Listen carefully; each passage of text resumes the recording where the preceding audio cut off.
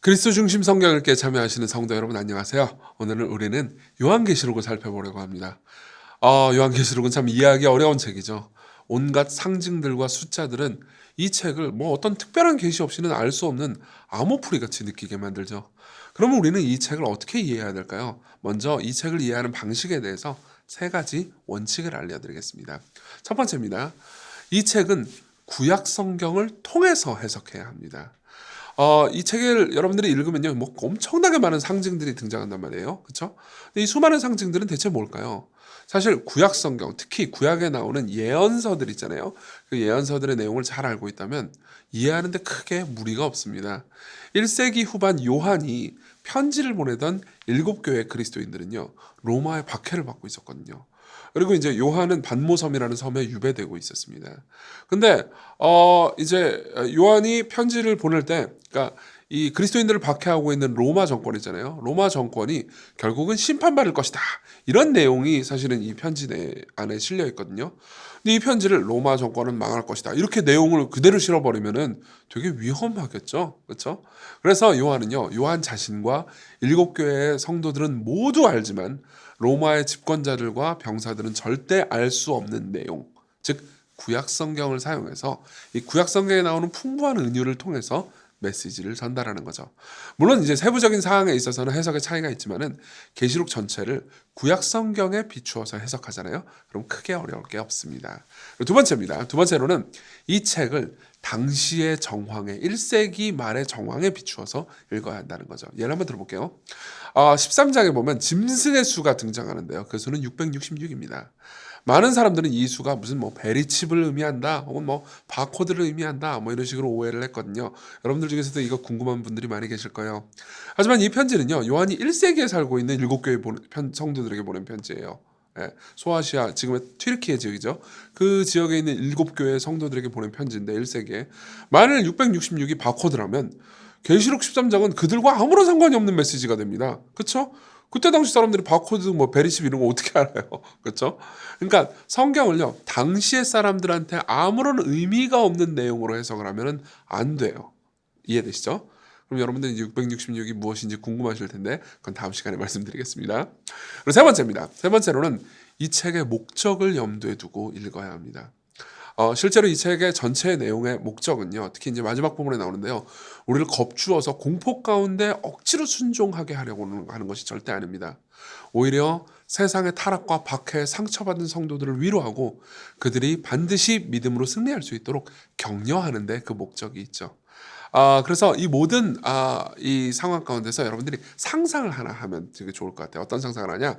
여러분들이요, 이 책을 읽을 때 나는 1세기 에베소 교회에서 신앙생활을 하고 있는 한 성도다, 이렇게 생각을 하면서 읽어보십시오. 그러면요, 그렇게 이 책을 읽고 이해한다면 훨씬 더 여러분들이 생생하게 다가올 거예요. 여러분들이 만일 이 책에 대한 해설을 듣는데 이 책을 해설을 보면서 우리 여러분들 무섭게 만들고 고통스럽게 만들고 헌금 많이 갖다 바치고 순종 안 하면 지옥 갈 것처럼 만들잖아요. 그러면 잘못된 해석들이다. 많은 이단들이 그런 식으로 해석을 하거든요. 그러니까 이 책의 궁극적인 목적이 여러분들에게 위로와 안식을 주려고 하는 것이다. 이걸 꼭 기억하셨으면 좋겠습니다. 자, 내용을 한번 설명해보죠. 우선은 1장부터 3장은요, 7교회에 보내는 예수님의 메시지입니다. 이 7교회들은요, 굉장히 다양한 상황에 처해 있었어요. 각 교회들은 대체로 하나님께 순종하는 모습을 취했지만, 그리고 인내로 믿음을 지키는 사람들이 많이 있었지만, 또 모든 교회들마다 조금씩 연약한 점들, 죄악된 점들이 있었습니다. 예컨대 에베소 교회는요, 인내로 믿음을 지킨다고 칭찬을 들었지만요, 처음 사랑을 버렸다고 책망을 듣죠. 아마 1세기의 에베소 교인이라면 이 말이 많이 뜨끔했겠죠. 그렇죠? 여러 교회들 중에 어떤 교회, 예를 들면 서머나 교회 같은 교회는요, 엄청난 박해를 받고 있었고요. 그리고 라오디게아 교회, 이 교회는 엄청난 이 죄악에 빠져 있어서 칭찬을 하나도 못 듣고 경고만 들었어야 했습니다. 빌라델비아 교회, 이런 교회들은 칭찬만 듣고 경고를 전혀 듣지 않기도 했죠. 예수께서는요, 이 7개에 있는 모든 교회들에게 경고를 주시고 또 위로를 동시에 주면서 이들을 격려하십니다. 자, 그리고 나서 4장하고 5장으로 넘어가면요, 무대가 하늘로 옮겨집니다. 땅이 아니고 하늘에서요. 하늘에서 성도들이 예배하는 장면이 나와요. 지상에서 교회들이 죄를 짓기도 하고 박해를 받기도 하지만 하늘에 있는 천상의 성도들, 이미 이제 예수님을 믿고 죽었고 그리고 이제 안식하고 있는 성도들 있잖아요. 그 성도들과 천사들은요, 하나님의 보좌 우편에 계신 예수님을 찬양하고 노래합니다. 모든 천사들과 성도들은 이렇게 예배하죠. 4장 11절, 우리 주 하나님이여 영광과 존귀와 권능을 받으시는 것이 합당하오니 주께서 만물을 지으신지라 만물이 주의 뜻대로 있었고 또 지으심을 받았나이다. 이렇게 찬양을 합니다. 한번 상상해 보세요. 여러분들이 에베소 교회의 한 성도라고 생각해 봅시다. 그러면 굉장히 큰 은혜를 받을 거예요. 왜냐하면은 여러분들이 아는 아는 성도들 혹은 내가 아는 순장님, 그때 순장님은 없었겠지만요. 그들 중에 이제 몇 명이 끌려가서 죽임을 당했어요. 그러면 그 사람들 어떻게 됐을까 궁금할 거 아니에요. 그 중에서 내가 사랑하는 사람들도 많았을 텐데요. 근데 그 모든 분들이 지금 뭐 하고 있어요? 하늘에서 하나님을 찬양하면서 더할 나위 없이 기쁜 예배를 드리고 있어요. 그렇죠? 그러면 그때 당시 사람들한테 굉장히 큰 소망이 됐겠죠? 그렇죠? 이러한 위로를 전해준 후에 이제 요한은요, 예수께서 승천하신 후 재림하기 전까지 이 땅에서 벌어질 일들을 말해주거든요. 2000년 내내, 그리고 앞으로 예수께서 다시 재림하시기 전까지 이 땅에서 내내 벌어질 일들에 대한 일관적인 이야기를 해줍니다. 그 내용이 이제 사실은 이제 거의 계시록 중반부 전체를 차지하는데요. 그게 인나팔 대접 시리즈입니다. 인나팔 대접 시리즈. 이거는 연대기순의 이야기라고 보시기보다는 예수님의 승천 이후 다시 오실 때까지 교회사 내내 반복적으로 있을 일에 대해서 여러 상징들을 통해서 보여주는 겁니다. 첫째로 일곱 인 심판 시리즈입니다. 6장 7장에는요. 인을 떼는 장면이 7번 등장합니다. 그리고 이 부분은 구약 성경 스가랴에 나오는 장면들을 여러 부분 인용한 것들이 굉장히 가득하죠. 내용을 요약하자면 이렇습니다. 예수 그리스도로 인맞은 거룩한 성도들이 이 땅에서 겪을 환난을 묘사한 거예요. 이 땅에서 이 내용들은 이제 먼 미래에 벌어질 어떤 일들에 대한 두려운 비전이 아니고요. 오히려 2000년 교회사 내내 늘 있어 왔고 앞으로 주님 다시 오실 때까지 그리스도인들에게 있을 고통과 환난을 계속해서 말해주는 거죠. 그들은 고통을 당하고 있지만 천국에 있는 이미 이제 죽어서 이제 천국에서 그리스도 안에서 안식하고 있는 순교자들 있잖아요. 성도들 있잖아요. 그 성도들은 지상에 있는 성도들을 위해서 하나님께 기도하는 장면이 나옵니다. 6장 10절, 큰 소리로 불러 이르되 거룩하고 참되신 대주제여 이 땅에 거하는 자들을 심판하여 우리 피를 갚아주지 아니하시기를 어느 때까지 하시려 하나이까 하니, 이렇게 기도를 하잖아요. 기도를 하는 거에 대해서 이 기도의 응답으로 8장 9장은요 나팔 심판이 시작됩니다. 아까 제가 인나팔 대접이라고 했잖아요. 대접은 오늘 안 합니다. 인나팔, 이제 나팔 심판이 시작되는데요. 나팔은 구약 성경에서 여러 부분에서 경고의 의미를 담고 있습니다. 그러니까 경고죠. 이 나팔 심판 역시 땅의 자연 환경이나 전쟁들의 심판들이 있는데요. 이 모든 심판들은 전면적 심판이 아닙니다. 땅의 4분의 1만 심판을 받습니다. 계속해서 이제 여러 심판들이 4분의 1씩 심판을 받는 장면이 나와요. 이거는 이제 문자적인 25%를 의미한다기보다는요. 세상이 타락했고 장차 심판이 있을 테니까 회개하고 돌이키라는 일부의 경고가 계속해서 있다는 거죠. 그러면은 사람들은 회개를 할까요? 여러 재앙들이 있지만은 사람들은 회개하지 않습니다. 9장 20절을 보면요.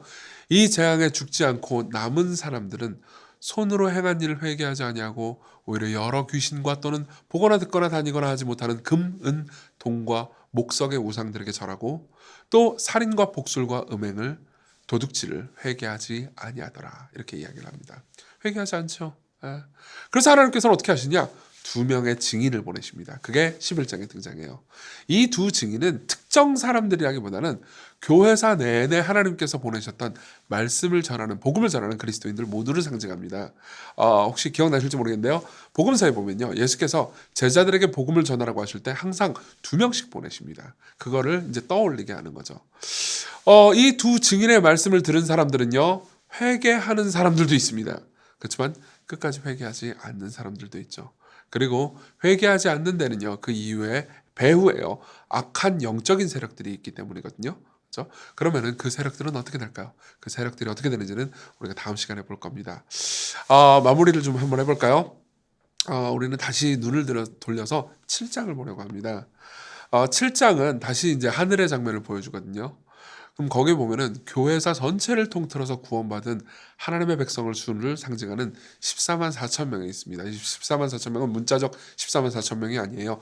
구약 성경에 나오는 모든 완전수를 다 곱한 건데, 그러니까 하나님께서 택하신 백성들 전체를 의미하는 거죠.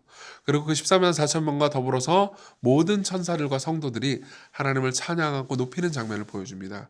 그리고 그 찬양은 특히 하나님과 어린 양께 집중되죠. 7장 9절입니다. 이 일 후에 내가 보니 각 나라와 족속과 백성과 방언에서 아무도 능히 셀 수 없는 무리가 나와 흰옷을 입고 손에 종려가지를 들고 보좌 앞과 어린 양 앞에 서서 큰 소리로 외쳐 이르되 구원하심이 보좌에 앉으신 우리 하나님과 어린 양께 있도다 하니. 여러분 이런 찬송 들어보신 적 있나요? 구원하심이 보좌에 앉으신 우리 하나님과 어린 양께 있도다. 예. 왜 어린 양일까요? 그분은 일찍이 죽임을 당하신 어린 양입니다.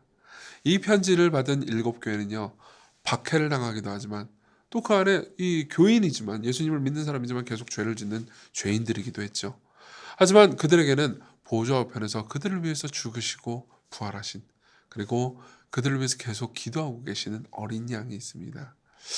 우리는 자주 이런 생각을 하곤 하죠. 내가 계속 이렇게 죄를 짓는데, 내가 이렇게 하나님께 범죄하는데 하나님께서 나를 버리지 않으실까? 이런 식으로 생각하기 쉽습니다.